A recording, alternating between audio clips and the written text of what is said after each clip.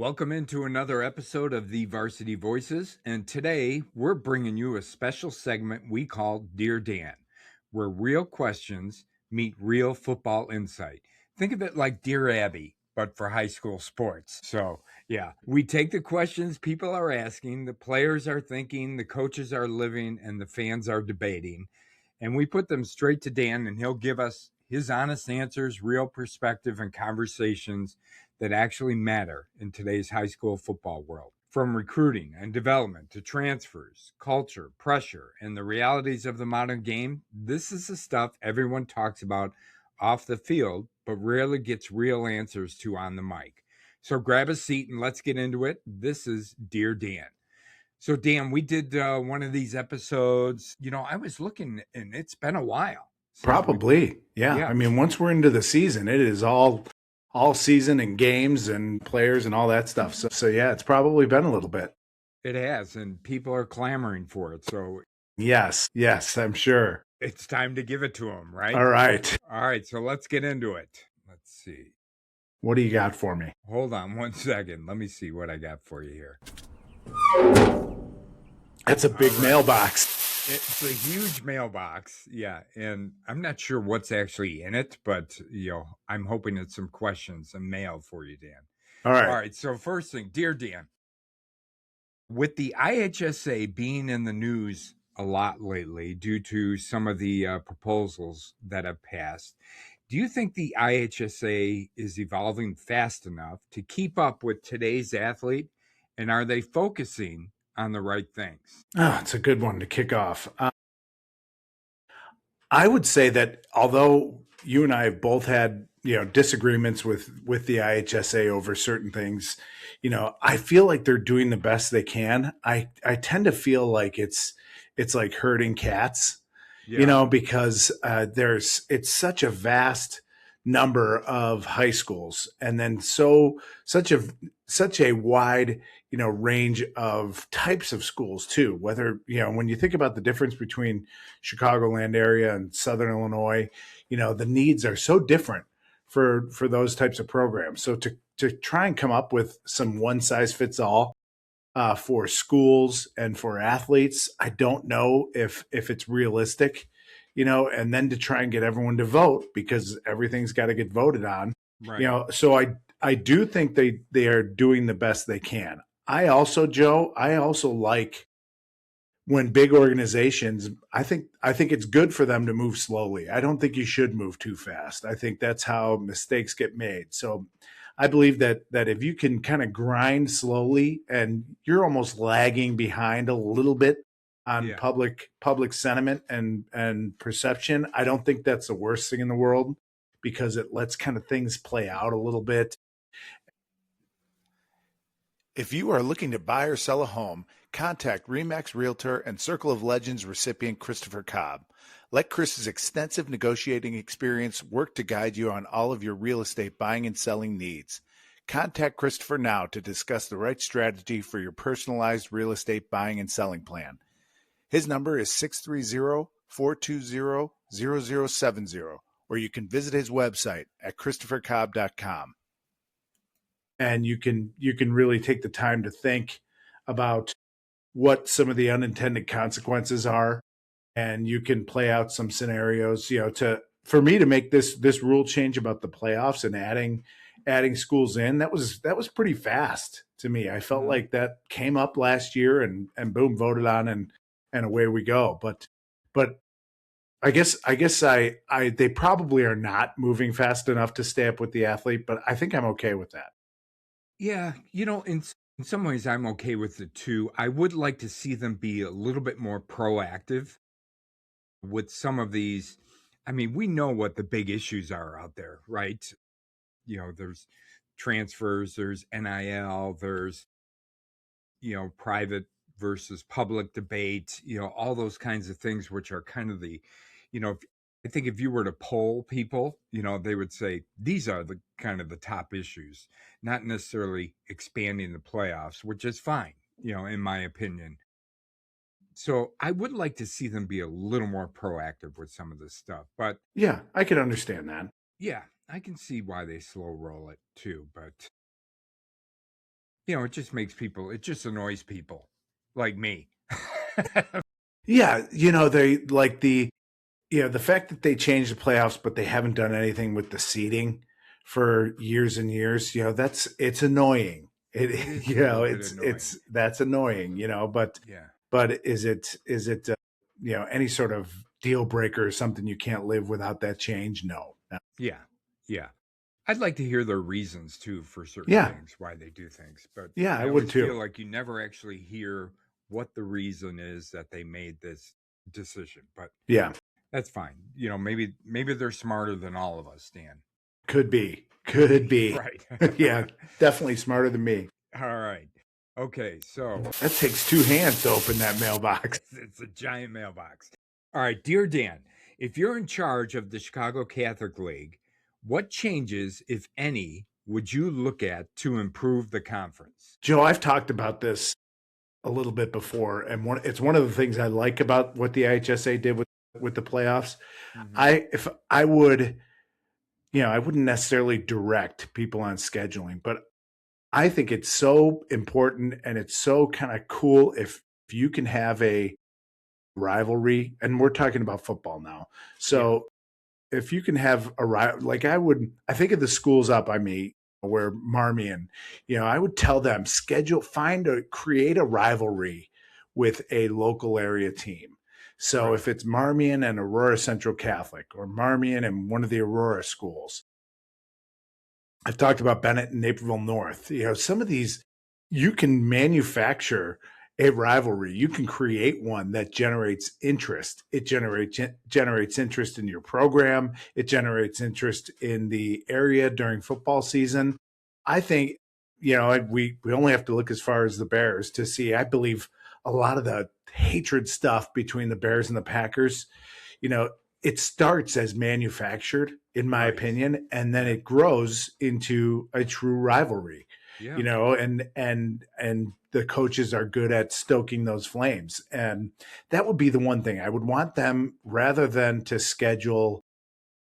I don't want anyone to schedule easy wins, in games that guaranteed win, that sort of thing. Yeah. And I get why, why they're doing that.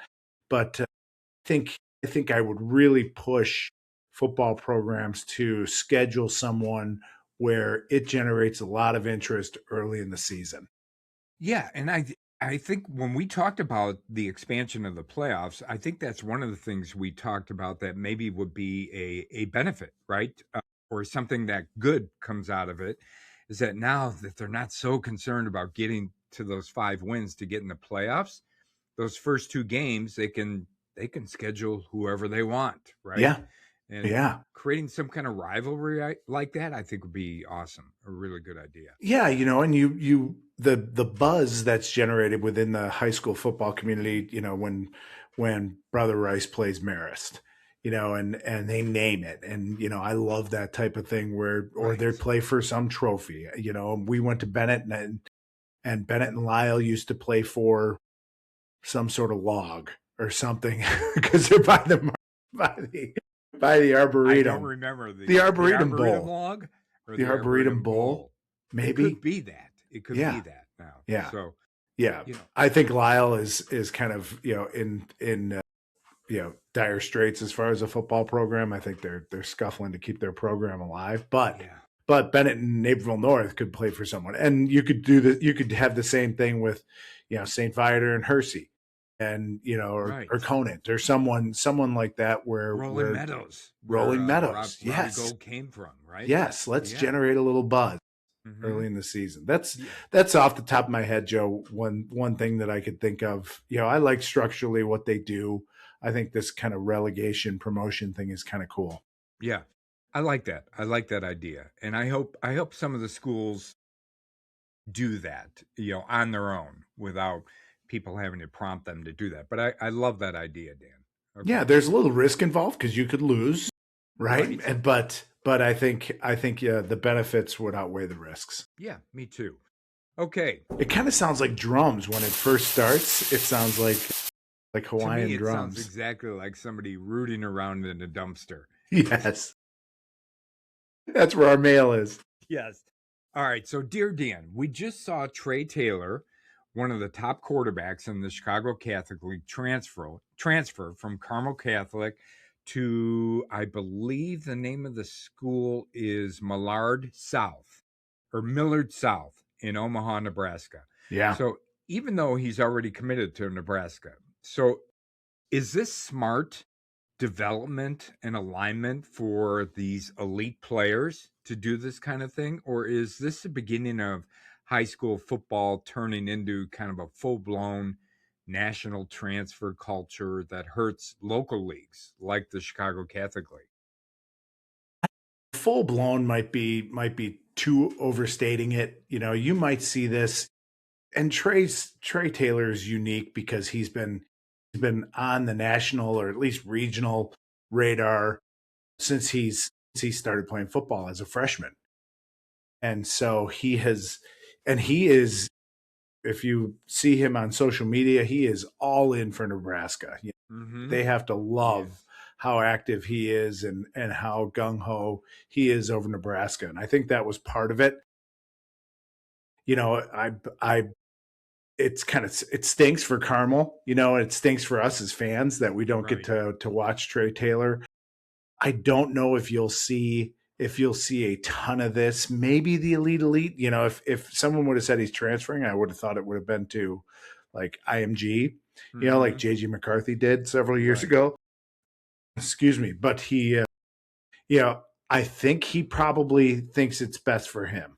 And if that's the case, then so be it. Like I said, I don't love it as a practice. I think there's some risk involved, even for Trey. I hope he loves the school as a whole and not just the football program, because we've seen how football programs can change on a dime if a coach is replaced, fired for whatever reason, and then you've gone this and kind of put all the things that you've built over the past 3 years at Carmel, you've kind of pushed them aside. So I'm hoping it works out for him.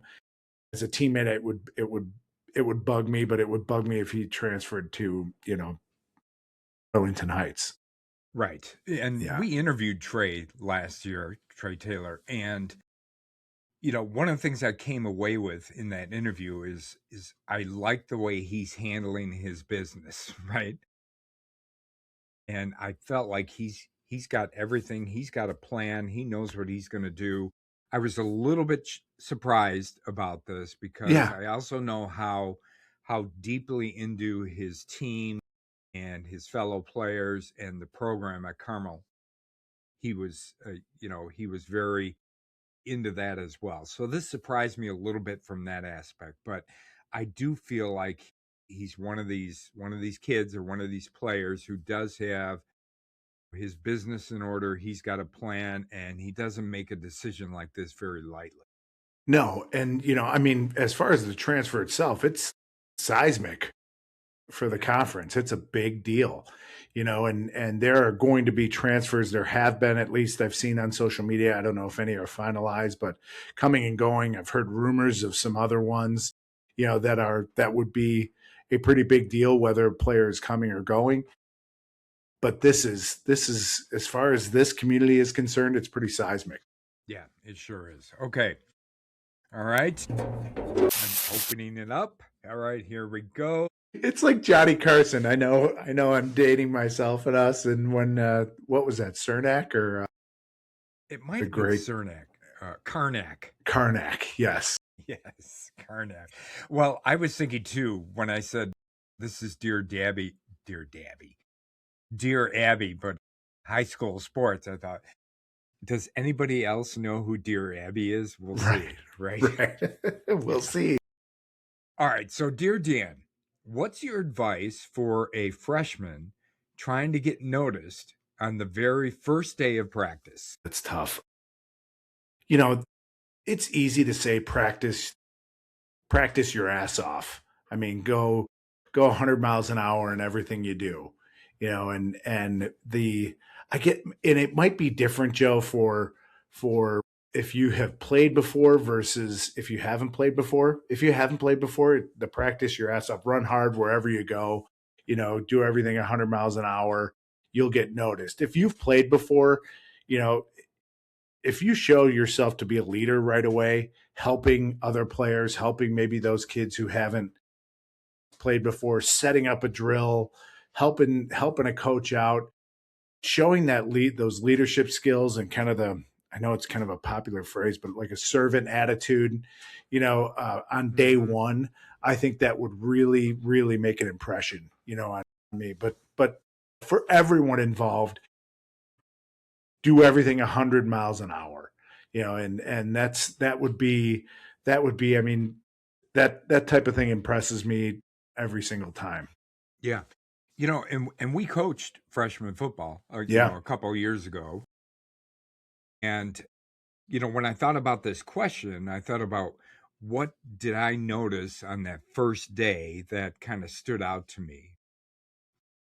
And I think the thing I keep coming back to, and you're right, maybe it's cliche or whatever, but, it's that hustle mentality when you're on the practice field, going 100% all out all the time, no matter what you're doing, whether it's a drill, whether it's setting up dummies, whether it's hitting a sled, whatever it might be, that was the kind of thing that I noticed for sure. Yeah. Yeah. And there's such a pressure in high school at that age to kind of be cool and, almost kind of be too cool for the room, that type of thing. You've got to really set that aside and say, I am going to do the right thing here and I'm going to practice really hard. And I don't care what the ramifications are for whatever social awkwardness there might be that goes along with it. But because it's important. And if you really want to do it, that's a way to make a great first impression. Yeah. You've got to earn that. Right. And, that can be something that's kind of earned over the course of time, but not on day one. You don't have that on day one. Right. Yeah. So, and, anyone who's giving you a hard time for that, that's a bad sign. Yeah. I would say that if someone is too cool for the room, that would be a red flag for me as a coach. Yeah, me too. Yeah. Okay. All right, good. So, let me see. All right. So this is kind of a companion question to the previous one. So, dear Dan, if you could sit down with your younger self on the first day of high school football, what's the one piece of advice you'd give, knowing everything you know now? Wow. It would be to practice, as hard as you can every single day. There's so many opportunities for the whole take it easy when the coach isn't looking type of thing. Right. I don't think that makes anyone better, not you or yourself. But, the first thing that popped into my head is tell him I'm a quarterback. Yeah. Yeah. Or good. Just the opposite. Maybe it's a position switch to what I ended up playing even in college. If you kind of think you want to carry the ball and be the quarterback, I think that year you talked about when we had freshmen, I think there were 9 guys that stepped up and said they were quarterbacks. They were quarterbacks? Yeah. Right. And 2 of them could throw the ball actually. But yeah. I think maybe the opposite, knowing what I know now, knowing that I went on to be a defensive lineman, maybe that would have been good information for myself, to hear and say, hey, I know you want to carry the ball. You think you can run, but you're probably better off with your hand on it. Right. Okay. All right. Good advice to your younger self. I do like Yes. it. Yes. I'd like to give some of that advice to other players too, and it's hard to get linemen. We've realized that linemen can be difficult to find. And sometimes your best avenue is putting that hand on the ground and you'll love it. It's the best position for camaraderie in high school football. Those guys become a pretty tight unit. Yeah, you line up those guys, say you 6, you start eating as much as you can starting today. Right. Get in the weight room because your hand is going to be in the ground. Believe me, you will. Yep. You will thank me 3 years from now. And you'll love it. Even though you're not carrying the ball, you'll love it. Yeah. Okay. All right. So, dear Dan, transfers in high school football seem more common than ever.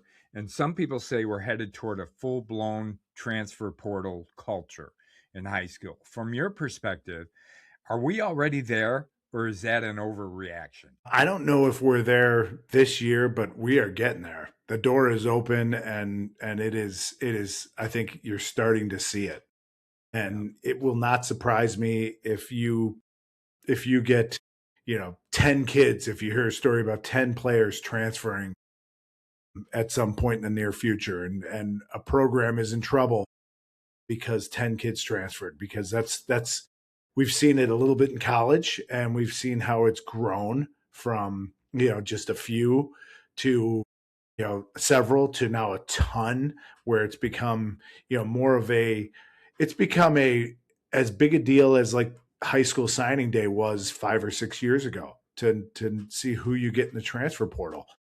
And I do think there is some of that, people like some of that attention that comes with it, and there's a little bit of that. I know you can be unhappy and for several reasons, and think the grass is always greener. We know it's not.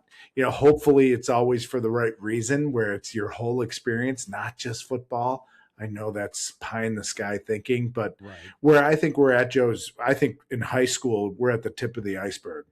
But I think we're sledding down that iceberg pretty quick. Right. Yeah. So I don't think it's an overreaction, right? I think it's a realistic reaction because of what you just said. You see what's happening. You see, we've talked about how it always kind of pushes down from college to high school, and we see that happening, right? I mean, now there's a completely separate kind of part of the year or season, or right after the season, where it's all about transfers, right?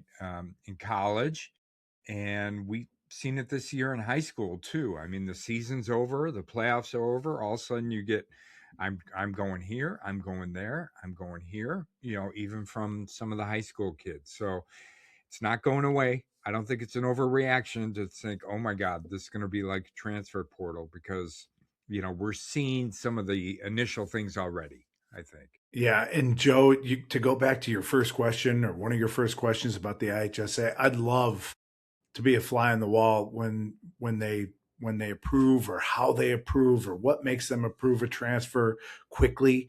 It's people are now, players, students are putting it on social media. Has that already been approved?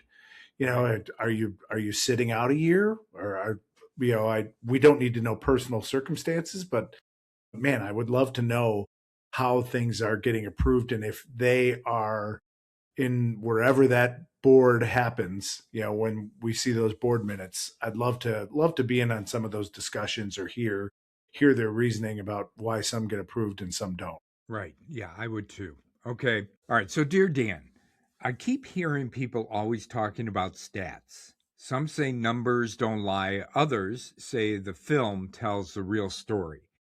In high school football, what stats do players, fans, and parents put way too much stock in? And what should we actually be paying attention to instead? Well, I love this question, Joe. We could probably make a podcast out of it. We probably could. What stats do they make too much out of? All of them. All of them. Yeah. I mean, and I'm I like to watch film, video, and the things that I think coaches like are the things that happen that you don't see.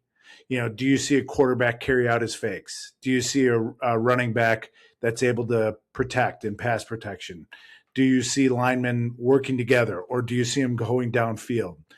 Defensively, show me an edge player that sets an edge that allows someone else to come make a play. That gets me more excited than the tackle sometimes. Yeah. Because I just know that sacrifice that it takes to say, I don't care that I'm not going to make a play. I'm going to do this because it's going to help my teammate. All those things are to me way more important. And what I would, if I were evaluating film, those are the things I'd be looking for. Those things that happen when no one's looking, or that doesn't show up on a stat sheet at all. So I think they're all way too important. Now you got quarterbacks that can sling it, and they can zip it in there and build up a ton of yards and great completion percentage. Yes, that catches your eye. Right. Or how fast a running back or wide receiver or defensive back is. All that stuff catches your eye. But for me, I would want to know all those things that are happening, that don't show up on a stat book. Yeah, I like that too. And I know, when I was going over some of these questions, I thought, Dan's a film guy, a video guy. And, you always point out things that don't show up on a stat sheet, right? And really, I thought about it from our standpoint of our Zuko's Dog of the Week winners throughout the year. I mean, a lot of times it's not about the stats, and you've said that, on some of the presentations that we've given to some of the kids.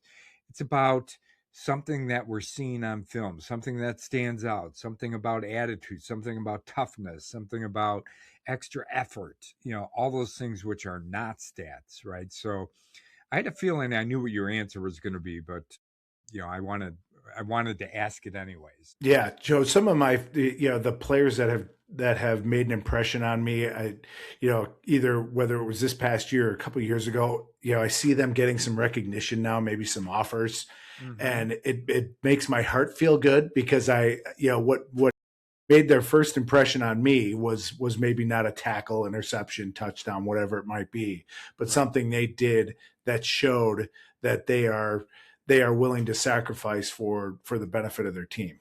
Yeah. All right. Great. Okay. All right. So something along the same lines, Dan, and it's from your coaching perspective.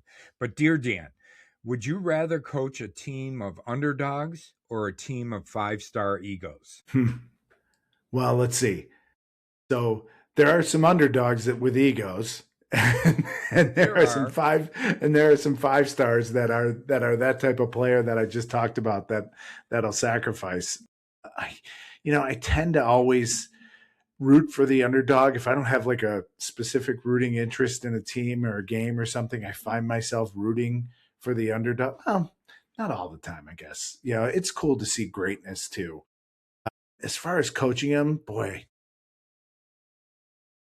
I think you get more out of the underdogs, as a coach. So, I guess maybe that's selfish, but it's not, it's selfish too the other way that boy, when you have 5 stars, your coaching job is a lot easier. Yes. I've said it all the time. If you've got a guy that can break a tackle from behind line of scrimmage and then outrun everyone to the end zone for 65-yard, is that great coaching? No, that's great individual effort, and it sure would be fun to coach those guys. But I'm going to stick with the underdogs, Joe. I'm still going to go with the underdogs. I think there's greater overall joy that to be shared. So what if I drop the word egos on the end? Would you rather coach a team of underdogs or a team of 5 stars? Give me the 5 stars. Yeah, I thought that might be your answer on that too. Okay. I don't know if it changes anything. When you have an underdog get a victory, it's something about that. Yeah. You'll never forget it. You'll never forget it. 5 stars are expected to win every game, but an underdog win is something that you as a player and coach will never forget. Okay. So last question.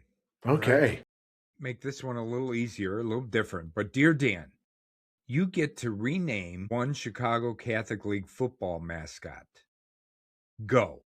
Oh, yeah, not easy. That's a tough one. Joe, you've asked me this one before. Have I? What was your answer then? Do you remember? I think it was Notre Dame because I didn't know what a Don was.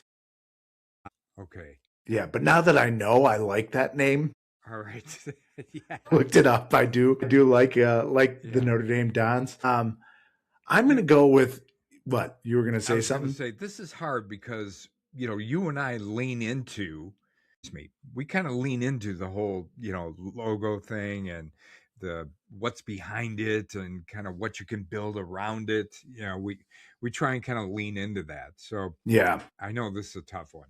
All right, so my mind is the Rolodex of names is spinning here, but I'm going to go with St. Viator, the Lions. Lions, yeah. Just because it's plain, and there's probably something biblical behind it. So I think they have if I think of their logo, it might be their crest with a lion. Logo. Yeah. I mean, Yeah. the lion So is kind of sitting up on its hind legs and, yeah. kind of leaned over a little bit. The logo Yes. itself is good. Yeah. It kind of looks like Zuko, but the, but it just feels plain, it feels like, so what should we go by? The lions, Right. and you like the leaping lions better, or the ferocious lions, or something that's more indicative of, if someone sees a lion in Arlington Heights, we've got problems, right? That's true. Yes. So, or a truck tipped over or something. So maybe something more conducive to the area. Now there's going to be a whole bunch of people that say, a red wing doesn't exist. There is no such bird called a red wing. No, there is a work boot. Right. There's a work boot. Yes. Yes. But red wing is way better than work boots. Yes, it is. Yeah. So I'm going to stick with the Lions. Okay. I would think about something different, only something maybe more fitting. Yeah. Okay. All right. I'll go with that. All right. That's good. Okay. All right. So that's going to do it for this episode of Dear Dan on the Varsity Voices. And this is why we love this format, because these aren't just football questions, they're real life questions inside the world of high school sports. Players, parents, coaches, and communities all trying to navigate a game that's changing fast.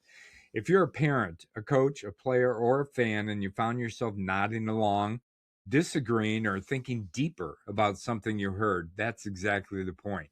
We want this to be a space for conversation and not just content. So if you've got a question or comment for Dan, send it in and he'll be sure to address it in our next Dear Dan episode. Make sure you subscribe to us on YouTube, Spotify, and all podcast platforms. Follow us across social media. And as always, support high school sports the right way. And we'll catch you next time.